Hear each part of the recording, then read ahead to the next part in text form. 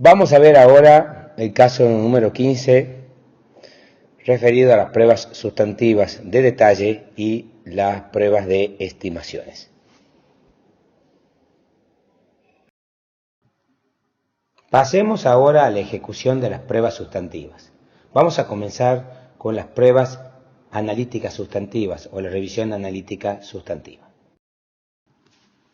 Acuérdense que los procedimientos analíticos sustantivos se pueden utilizar en tres etapas del proceso de la auditoría. En la etapa preliminar o del planeamiento preliminar, y están orientados a la identificación de los riesgos específicos. Pueden otorgar cierta seguridad inherente y son parte importante de la planificación de la estrategia de la auditoría a los efectos de identificar los riesgos de incorrección material a nivel de afirmaciones, clases de transacciones o revelaciones en los estados contables. Como parte de los procedimientos sustantivos, los procedimientos analíticos pueden estar orientados también a otorgar seguridad sustantiva, es decir, a validar saldos. Y también pueden hacerse presentes en los trabajos finales, en la quinta etapa del proceso de auditoría, a los efectos de la revisión definitiva o final de los estados financieros ya auditados. Y con la finalidad de estar orientados a ver si los estados contables ya auditados y con los ajustes de auditoría propuestos e incorporados son coherentes con el conocimiento, con la percepción que el auditor tiene de la empresa que ha auditado.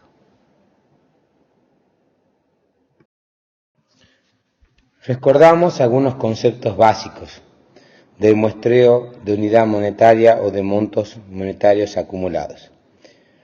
Lo que permite este muestreo es determinar dos cosas: el error estimado máximo y el error probable proyectado. Esta prueba de muestreo por unidad monetaria o de montos monetarios acumulados provee de un 50% de la seguridad de autoría si uno la hace con alcance básico o R igual a 0,7, de un 82% de seguridad si uno la ejecuta con un alcance moderado o R igual a 1,7, una seguridad de autoría del 86% si uno la aplica con un alcance intermedio o de R igual a 2,0, o provee el 95% de la seguridad de auditoría si uno la hace con un enfoque de alto alcance o de gran alcance de R igual a 3. También recordemos que la precisión monetaria o importancia relativa de desarrollo es un porcentaje que va entre el 70 y el 90% de la importancia relativa planeada. Es una prueba que se aplica especialmente a universos o poblaciones en las que no se espera una gran cantidad de errores, que está orientada sobre todo hacia errores de sobrevaluación generados por incorrecciones de validez, de registro en exceso, de corte tardío, y que si se esperan muchos errores es preferible otro plan de muestreo, como puede ser el muestreo dirigido o el muestreo de estimación de variables. También podríamos decir que esta prueba va a apuntar o va a estar orientada a aquellos errores que son significativos en el universo a probar. Algunas fórmulas respecto al tamaño de la muestra. El intervalo de selección J se calcula como la precisión monetaria dividido en el factor de confianza seleccionado. El J, este intervalo de selección, es equivalente a cada tantos pesos en la población selecciono un elemento, ¿sí?, que es similar al intervalo de selección en el muestreo de atributos. El tamaño de la muestra N se calcula como el monto a probar dividido en el intervalo de selección J, o lo que es lo mismo, el monto a probar multiplicado por el R sobre la precisión monetaria. Y los elementos requeridos, que son el valor de la población, o M, la precisión monetaria y el factor de confianza requerido. Vamos al temario de Flaca S.A., muestreo de unidad monetaria para pruebas sustantivas. La empresa Flaca S.A. le ha suministrado el siguiente listado auxiliar de clientes alternativo del 5 de X1 que cruza con el mayor de la cuenta de deudores por venta a esa fecha. Como vemos, acá nos dan el caso de 22 clientes que integran el saldo de 434.945 pesos en la cuenta deudores por venta. Si uno suma los saldos individuales de estos 22 clientes, va a llegar a 434.945. Y en la columna de acumulado es la acumulación parcial de saldos en el ordenamiento 1A22 de los clientes. Nos piden, seleccione la muestra de clientes para circularizar utilizando el método de montos monetarios acumulados, teniendo en cuenta los siguientes parámetros. Importancia relativa planeada, 168.750 pesos. Precisión monetaria, 135.000. Factor de seguridad para pruebas sustantivas requerido, 3. Punto de partida aleatorio, 10.000 pesos. B. Evalúe los resultados de la prueba calculando el error estimado máximo y el error probable proyectado. Y C. Evalúe el resultado de la prueba calculando el error estimado máximo y el error probable proyectado a partir de una alternativa de análisis de partida de la muestra. Versión 2. Comencemos con el caso principal que se te plantea desde la diapositiva anterior. Respecto del tamaño de la muestra, como veremos, lo que primero tenemos que hacer es excluir de la población los elementos 5 y 7, que son los elementos que tienen un saldo negativo y un saldo cero. Con lo cual, el saldo de 434.945, si yo le sumo el elemento negativo de 2.000, el saldo por probar es de 436.945. 436.945 dividido en 45.000 me da un tamaño de la muestra de 9,71. Aproximadamente 10 elementos. Y el intervalo de selección de 45.000 lo saco dividiendo la precisión monetaria de 135.000 en 3, que es el factor de confianza. 45.000. Vamos a seleccionar la muestra con el método 1, tomando, como dice el temario, un punto de partida aleatorio de 10.000. Lo que vamos a hacer es, a ese punto aleatorio de 10.000, le vamos a sumar 45.000 sucesivamente, que es el intervalo de selección. A su vez, en un cálculo independiente, vamos a ir acumulando los saldos de los clientes, ordenados del 1 al 22. Y vamos a seleccionar aquellos clientes en el que el saldo acumulado hasta ahí sea mayor al punto de partida aleatorio más la sumatoria sucesiva de J. Por ejemplo, el punto de partida de 10.000, ¿sí? El saldo acumulado a partir hasta el primer cliente BJ Service es 47.000. Entonces 47.000 es mayor a 10.000, lo selecciono. A los 10.000 le sumo 45.000, con lo cual ya me queda un acumulado de 55. A sumar a los 47.000 del saldo del individual de BJ Service, le voy a sumar el del cliente Comaxa, 24.000, con el cual el saldo acumulado es de 71.000. 71.000 es mayor de 55.000, lo selecciono. Al 55.000 le sumo 45.000, ya tengo 100.000. En tanto, el valor acumulado del saldo de clientes, teniendo en cuenta consultatio, 21.000, es 92.000. En ese caso, 92.000 es menor a 100.000, no selecciono el cliente consultatio. Al saldo de 92.000 le sumo el saldo de 8.232 de custodia. ¿Sí? En ese caso, ¿sí? Fíjense que yo ya tengo 100.232. A esos 100.232, ¿sí? Le sumo, lo comparo con los 100.000 del paso anterior, ¿sí? Porque esos 100.000 no le tendría que sumir porque no le sumo a los otros 45.000 porque hasta el cálculo del cliente número 3 no había resultado. ¿Sí? Una vez que sumo custodia a los 92.000, me queda el saldo acumulado 100.232, que lo comparo con los 100.000 acumulados de cálculos hasta ese momento y selecciono custodia. Como ya solo seleccioné un cliente, a los 100.000 le sumo 45.000. El acumulado hasta Quintana es 106.232, que es menor que 145.000. Ahí no sumo 45.000 más. Sumo a su vez Raconti, 3.000. Ahí tengo un acúmulo de 109.232, que sigue siendo inferior a 145.000. Sigo sin sumar 45.000 más. Fíjense que en Telemax, con 39.996, ya tenemos un saldo acumulado de 149.228, que es mayor que los 145.000. Lo selecciono a Telemax y sumo 45.000 más, y ya tengo 190.000. Que comparo con la sumatoria de saldo hasta Telefón, que me da 175.228, que está por debajo de 190.000. No lo selecciona a Telefón, pero sí a TBF, porque si yo sumo 15.500 a los 175.728, me da 129.728, que son mayores que los 190.000.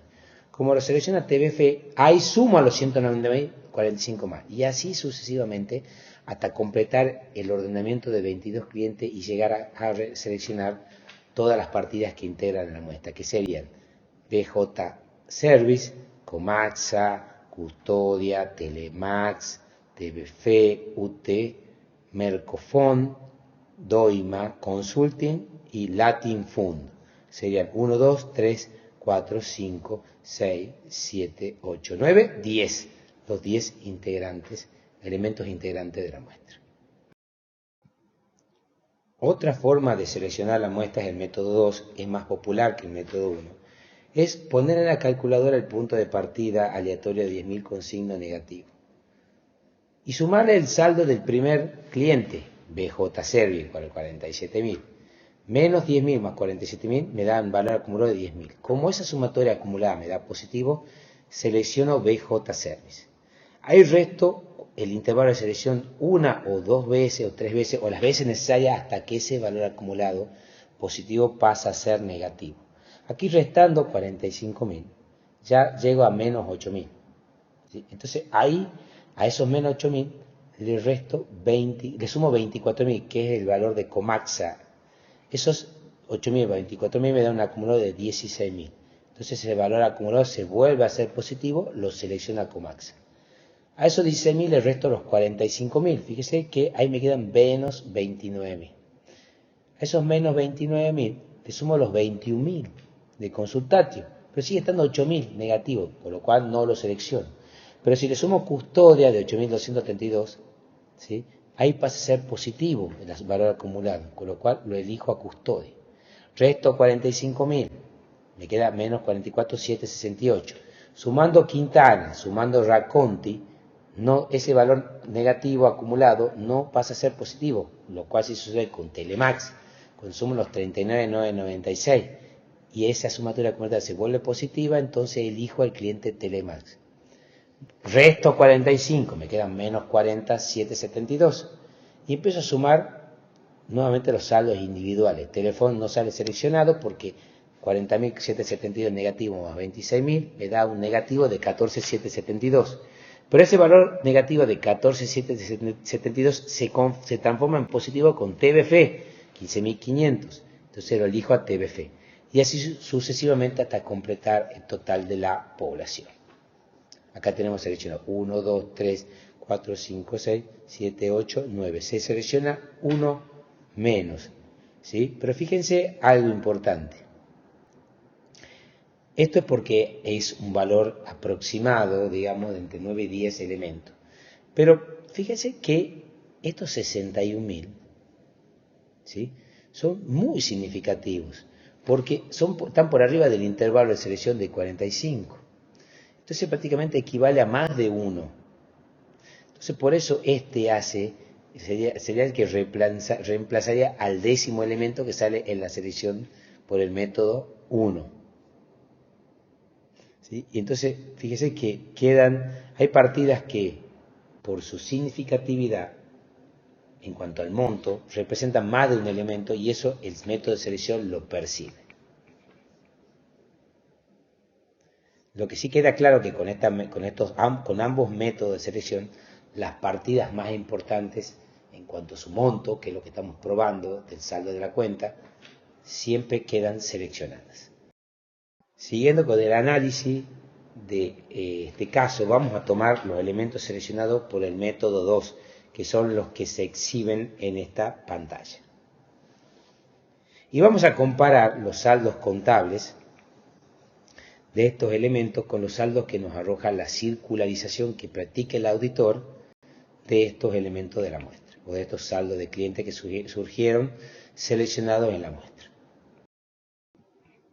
Tratamiento de los hallazgos. Error es la diferencia entre el monto registrado y el que correspondería según surge del análisis de examen o análisis del auditor. Un error detectado y corregido previamente por el cliente no se considera error.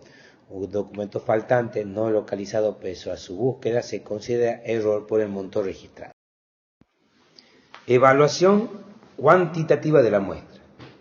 En caso que no se detecten errores, el error estimado máximo es igual a la precisión monetaria o error de muestreo, y el error probable proyectado es igual a 0. Y con detección de errores, hay que calcular el error estimado máximo basado en la proporción de cada error del elemento en relación con su monto registrado, es decir, cuánto representa la desviación entre el saldo registrado y el saldo correcto respecto del total registrado. En esta diapositiva se expone la comparación entre el saldo contable que tienen los elementos seleccionados para la muestra y el saldo que surge de la circularización de clientes que realizó el auditor para estos casos. Veamos que existen diferencias entre los saldos registrados o contables y el saldo de auditoría en el BJ Service, que es un elemento del extracto superior, Custodia 1646, TPF 3100, UT 4375, Mercofon, que es un error, ¿sí?, de subvaluación de 4.200 pesos. ¿Qué es lo que le quiero mostrar? Son positivos los errores por sobrevaluación. ¿Cuándo es un error por sobrevaluación? Cuando el saldo contable es mayor que el saldo según auditoría. Y negativo los saldos por subvaluación, que es cuando el saldo según auditoría es mayor que el saldo contable. Los elementos del estrato superior son aquellos cuyo valor registrado es mayor que el J o intervalo de selección. Recordemos estas fórmulas para determinar el error estimado máximo y el error probable proyectado. El error estimado máximo es igual a la precisión monetaria más el intervalo de selección multiplicado por la sumatoria de los errores por sobrevaluación multiplicados por el factor de ajuste que veremos seguidamente, menos la sumatoria de los errores por subvaluación más los errores correspondientes al estrato superior y menos los ajustes aceptados por el cliente. Mientras que el error probable proyectado es igual a el intervalo de selección multiplicado por la sumatoria de los errores por sobrevaluación menos la sumatoria de los errores por subvaluación más los errores o desviaciones que tengan los elementos del estrato superior y menos los ajustes aceptados por el cliente. Respecto de la simbología de las fórmulas de la diapositiva anterior, OP es la proporción de sobrevaluación de un elemento respecto del saldo registrado, excepto cuando este elemento sea del estrato superior. A sub I es un factor de ajuste que corresponde a cada factor R, que es obtenido de esta tabla, ¿sí?, que está predeterminada y que se asigna a los errores por sobrevaluación una vez que estos se ordenan de mayor a menor. Por ejemplo, si yo trabajo con un factor de confianza de 3, es decir, que a través de las pruebas sustantivas yo quiero obtener toda la seguridad que me requiere el modelo de auditoría, al error más importante de por sobrevaluación, es decir, aquel que por su representatividad sobre el total registrado es el mayor, lo voy a indexar o ajustar por 1,75. Al segundo error en importancia lo voy a indexar por 1,55. Al tercero por 1,46. Al cuarto en importancia por 1,40. Y del quinto en adelante por 1,36. ¿Sí? Y según sea el nivel de confianza requerido, hay un factor para las pruebas sustantivas a los efectos de ajustar los errores por sobrevaluación que se detectan. Su es la simbología sumatoria, UP es la proporción de errores de subevaluación de un elemento, excepto los del extracto superior. S es la sumatoria de errores en el extracto superior y CA es la sumatoria de los ajustes del cliente. Nota: la sumatoria de los errores por sobrevaluación ajustados por los factores de ajuste menos la sumatoria de los errores por subvaluación no puede ser menor que 0. Porque ahí sería que los errores por subvaluación son más importantes que los errores por sobrevaluación, y dijimos que este muestreo por montos monetarios acumulados está orientado sobre todo a probar errores o cuentas que intuitivamente o previamente tienen una sospecha de existencia de errores de sobrevaluación. Vamos a considerar a continuación los errores de los clientes por sobrevaluación, excepto aquellos que corresponden a partidas que sean del estrato superior. Y lo vamos a ordenar, ¿sí?, por orden decreciente en función del valor absoluto de la desviación. Por ejemplo, BJ Service tiene un error por sobrevaluación de 2.500 pesos, pero es un error o un elemento del estrato superior. Ese lo apartamos del análisis. Y vamos a separarlos, ¿sí?, a esos BJ Service de aquellos clientes que tienen errores por sobrevaluación y que no son del estrato superior. En cuanto al monto, ¿por qué? Porque el saldo contable o saldo registrado es menor que el J. UT 35.000 y tiene un saldo de auditoría de 30.625. Está registrado por más de lo que correspondería. Hay un error de sobrevaluación de 4.375. TBF tiene un saldo contable de 15.500 y según auditoría es 12.400. Está sobrevaluado por 3.100. Lo pongo en segundo orden. Y Custodia tiene un saldo de 8.232 y un saldo según auditoría de 6.586.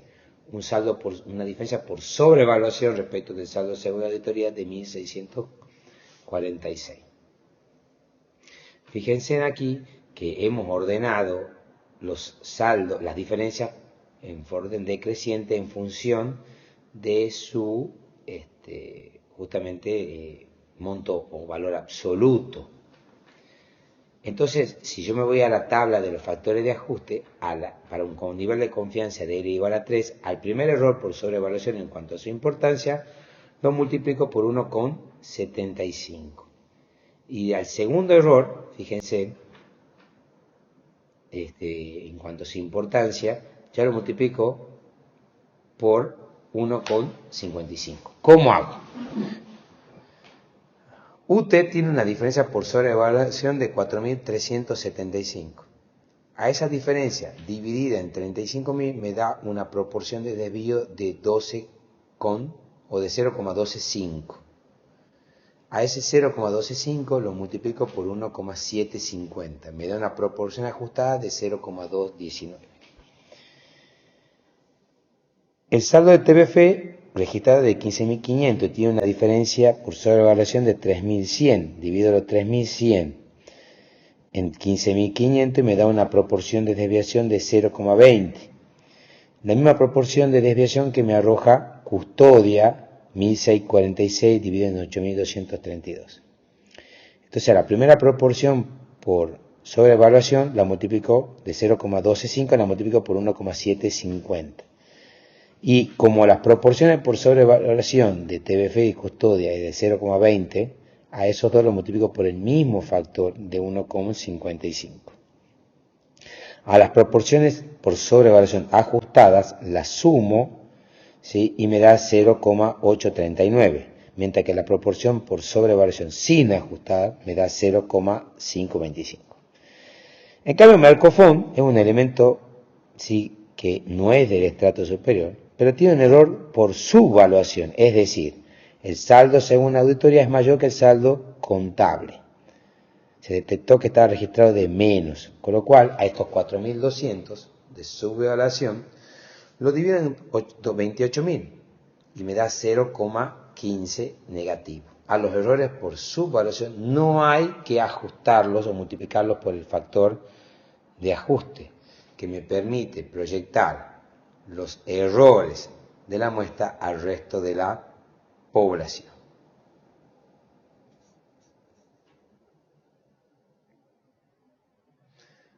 La sumatoria de las diferencias de elementos del estrato superior,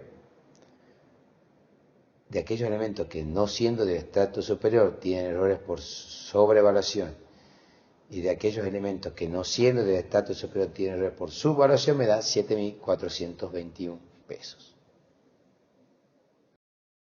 Entonces, solo me queda trabajar con las fórmulas.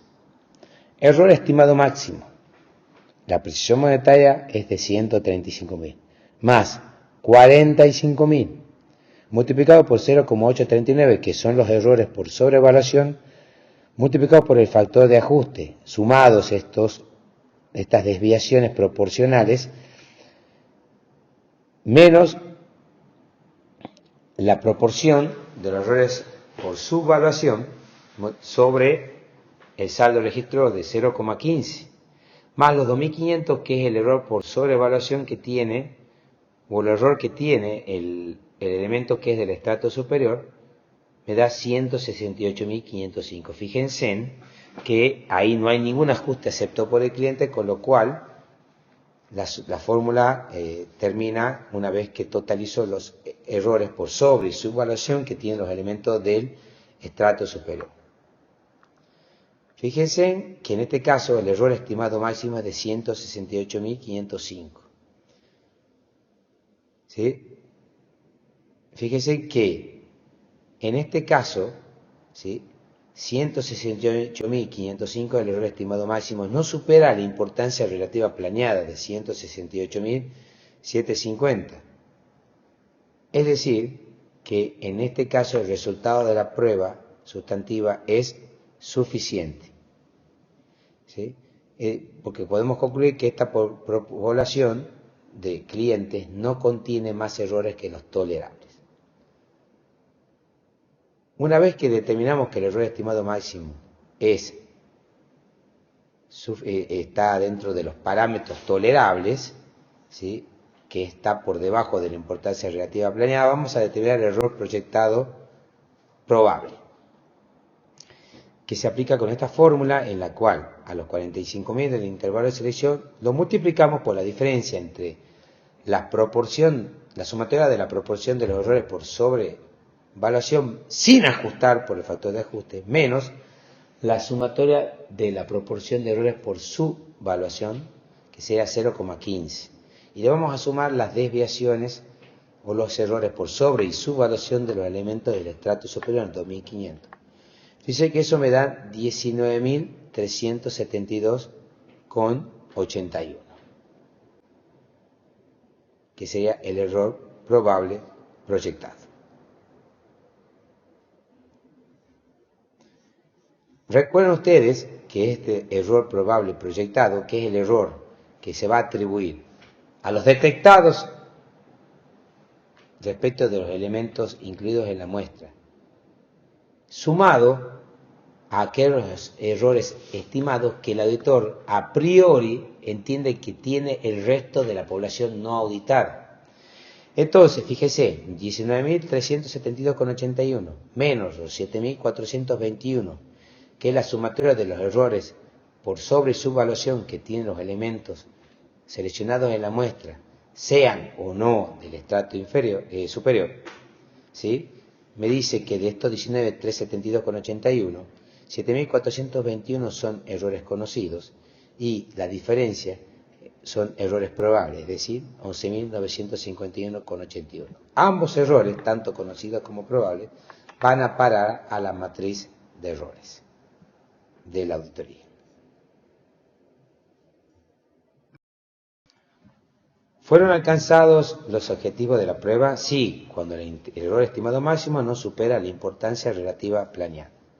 No, cuando el error estimado máximo supera la importancia relativa planeada. Ahí quedan algunos caminos.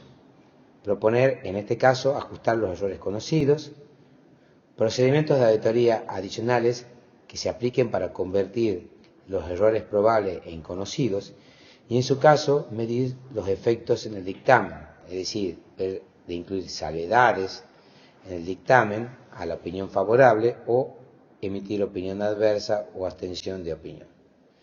Y a su vez, considerar causas de los errores y efectos sobre otros elementos de la población que no se hayan incluido en la muestra. Continuando con la evaluación de los resultados, vamos a leer esta pequeña diapositiva. La muestra permite determinar, como vimos, los errores conocidos, que son los errores reales detectados, los errores probables, que son la mejor estimación de los errores que contiene la población no examinada. Si el error máximo estimado no supera la importancia relativa planeada, se considera que el trabajo de auditoría ha sido suficiente. Cuando la muestra no incluye ningún error, el error estimado máximo es igual a la precisión monetaria y el error probable proyectado es 0. Cuando se detectan uno o más errores, la proporción de cada error se utiliza para calcular el error estimado máximo en la población, que será mayor que la precisión monetaria y el error probable proyectado. Respecto a este tercer punto, que dice que cuando la muestra no incluye ningún error, el error estimado máximo es igual a la precisión monetaria y el error probable proyectado es 0, vamos a ver la alternativa que nos propone este caso. Como vemos, misma muestra, pero ahora el saldo, según la auditoría que surge de la circularización, fíjense, que ubica las diferencias únicamente en aquellos elementos que son del estrato superior, es decir, aquellos elementos cuyo saldo contabilizado es mayor que el intervalo de selección, BJ Service, Doima y Consulting. La muestra no cambió, solamente estamos cambiando las partidas en las cuales el auditor ha determinado que existen errores. Todas son del estrato superior. Vamos a aplicar las fórmulas que vimos de error estimado máximo y de error probable proyectado. Para, en este caso de la alternativa, determinar los valores que nos arrojan las mismas. Al no haber errores situados por sobrevaluación ni subvaluación, situados o relacionados con partidas que no son del estrato superior, fíjense en que la aplicación de esta fórmula se ve simplificada, porque la precisión monetaria va a ser 135.000 pesos. J, que el 45.000 se va a multiplicar por 0, porque acuérdense que la sumatoria de los errores por sobre y subvaluación, que va en este término de la fórmula, solamente se refiere a cuando los errores estén en partidas que no son del estrato superior. En cambio, si tenemos sumatoria de errores de partidas que son del estrato superior, que son BJ Serve, Doiman y Consulting, que me dan 4.917 pesos. Entonces, precisión monetaria más 4.917 pesos, menos los ajustes del cliente. Y a su vez, tenemos el error probable proyectado. Sabemos que este término J va a dar 0, porque no hay sumatoria de errores de sobre ni de subvaluación en partidas que no son del estrato superior. Y el error proyectado probable, en este caso, va a coincidir, va a ser igual a 4.917 pesos, mientras que el error estimado máximo va a ser igual a la precisión monetaria más los 4.917 pesos. Fíjense que si no hubiera errores, les tiro una tercera alternativa, ni en las partidas que no son del estrato superior, ni en las partidas que son del estrato superior, el error estimado máximo coincidiría con la precisión monetaria, porque tanto este segundo término como el tercer término, como el cuarto término de la forma del error estimado máximo, sería igual a 0, con lo cual quedaría únicamente la precisión monetaria con saldo. En tanto, el error probable proyectado sería igual a 0.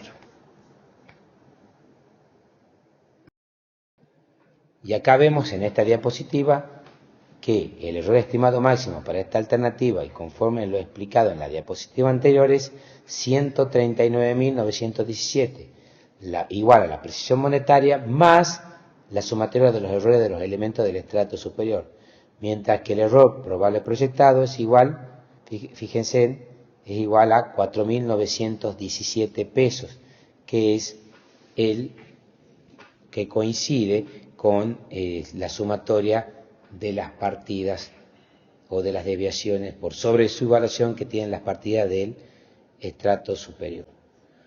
En este caso vamos a ver que el error es conocido de 4.917 pesos coincide con el error probable proyectado, no existiendo errores probables.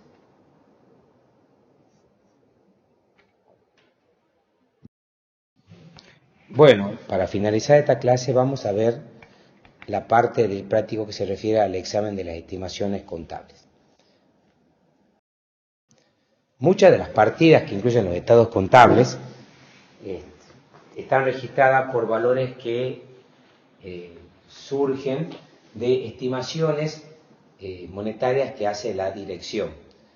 Porque hay situaciones o hechos económicos que suceden en la vida del ente que no surgen de situaciones o de documentos comerciales, sino que requieren o tienen algún grado de incertidumbre, ¿sí? Asociada.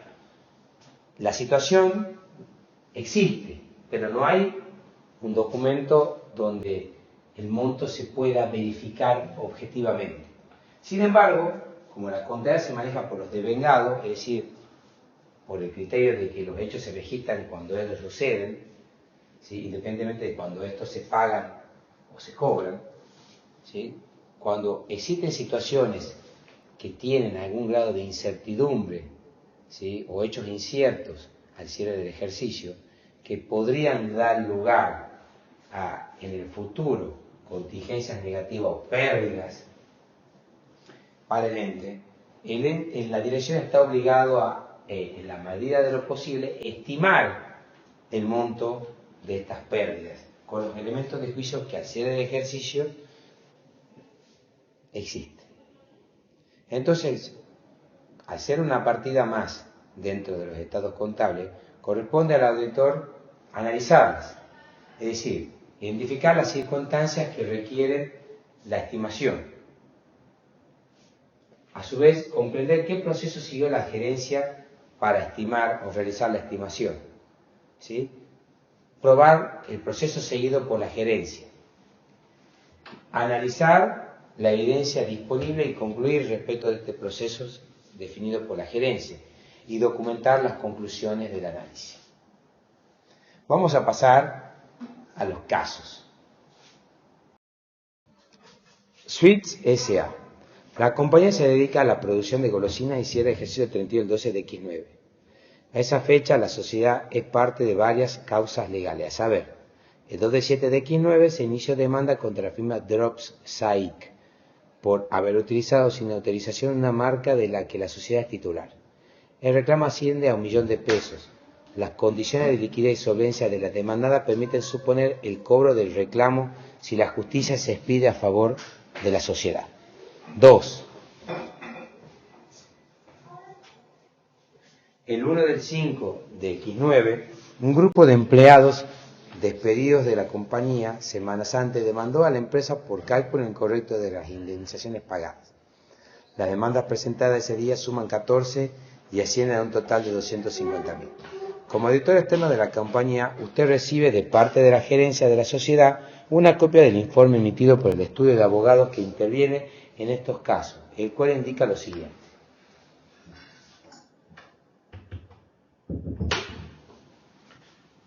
En la demanda iniciada contra Drops Saik existe una amplia jurisprudencia que nos permite presumir con base fundada un fallo favorable.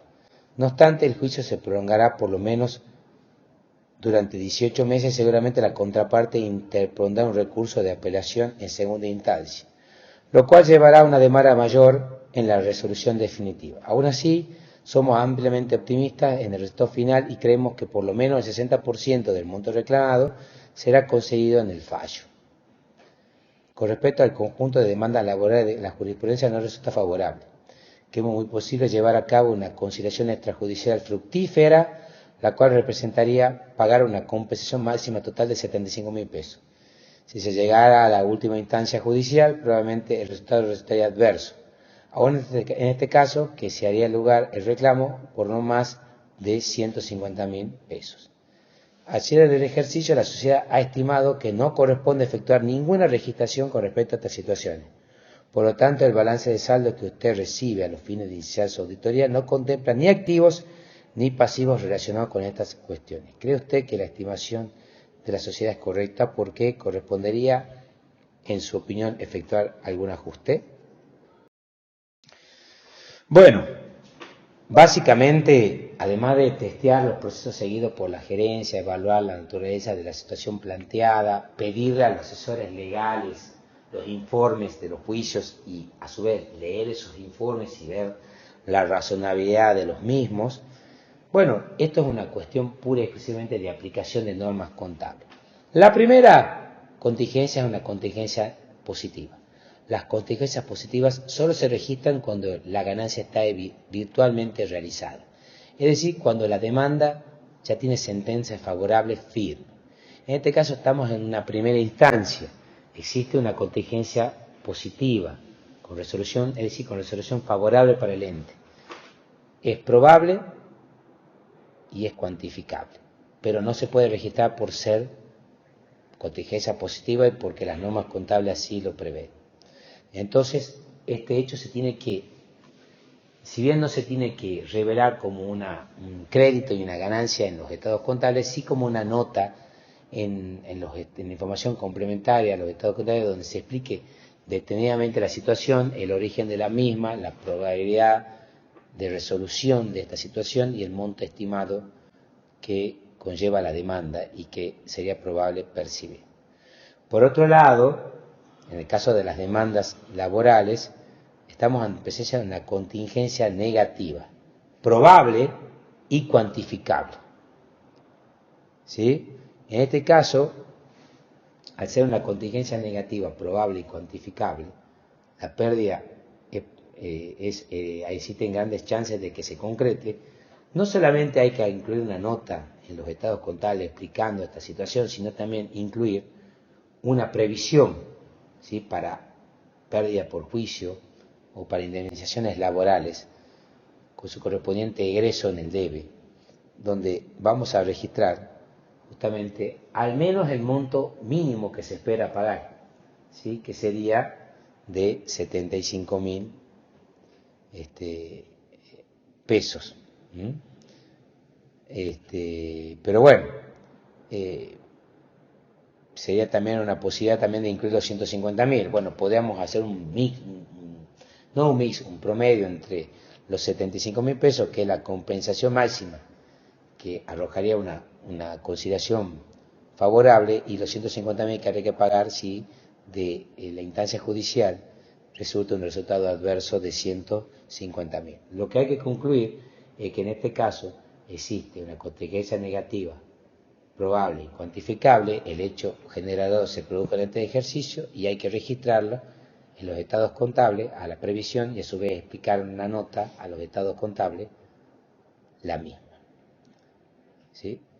Cuando citan este tipo de notas en los estados contables donde se explican causales de contingencias positivas y negativas que existen hacia el ejercicio, el auditor en su informe debe incluir, ¿sí?, un párrafo de énfasis que llame la atención a la nota, ¿sí?, que ya está incluida en los estados contables, y hacer una breve descripción de lo que dice esa nota, sin modificar su opinión. No va a tener un error los estados contables por esta situación, en tanto y en cuanto la situación esté debidamente revelada en los estados contables. Si está debidamente revelada en los estados contables, opinión favorable, y un párrafo de énfasis que llame la atención a la nota, que está en los estados contables. Pero si la nota no está en los estados contables, y debió estar, corresponde incluir una salvedad, ¿sí? De ninguna manera un párrafo de énfasis puede suplir o puede escribir la nota que no contienen los estados contables, sino llamar la atención a la nota, ¿sí? O referencia a la nota que ya contienen los estados contables. Estimados alumnos, les agradecemos, ¿sí?, la atención en esta clase y los estamos esperando en el desarrollo continuado de la materia. Saludos cordiales.